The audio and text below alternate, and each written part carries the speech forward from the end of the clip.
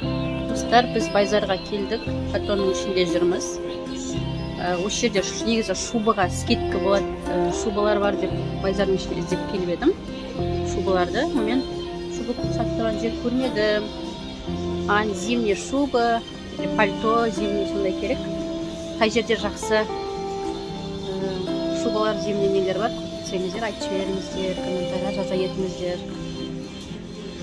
Крем, осенний бар екен, қарап жүргендеріңізде осенний пока. Біздер Вайкики жатырмыз. Сол күйі шуба таба алмадым ал базардың ішінен. Комплект қай жерде не бар екен? Зимний киімдер, именно зимний пальтолар қай жерде бар екен. Достар, көмектесіңіздер, комментария жаза кетіңіздер. Вайкики кіріп қараймыз ба? Вайкики кіріп қарайық. Сосын флоның ішіне кіріп аяқ киім қарайық та. Біз шубаларды сатып тұрған жерлерге келдік. Бірақ деген баға біз ойлағандай емес екен. Баға страшно. 715.675 теңге дейді. Жағасы жоқ.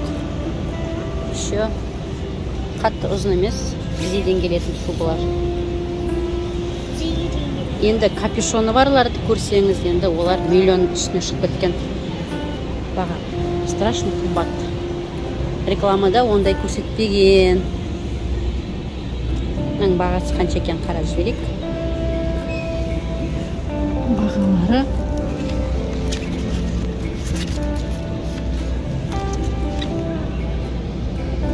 898.275 теңге дейді. Сол қыздар басқа жерде, достар, қай жерде жақсы, кішкене өз арзандау шубалар бар. Айта кетіңіздер. Базардың ең үстінде бұрында ойнайтын жер болды ғой. Сол жерде күшті ремонт жасап жатыр екен. И мына жерде вакцина алатын адамдарға вакцина салып жатыр.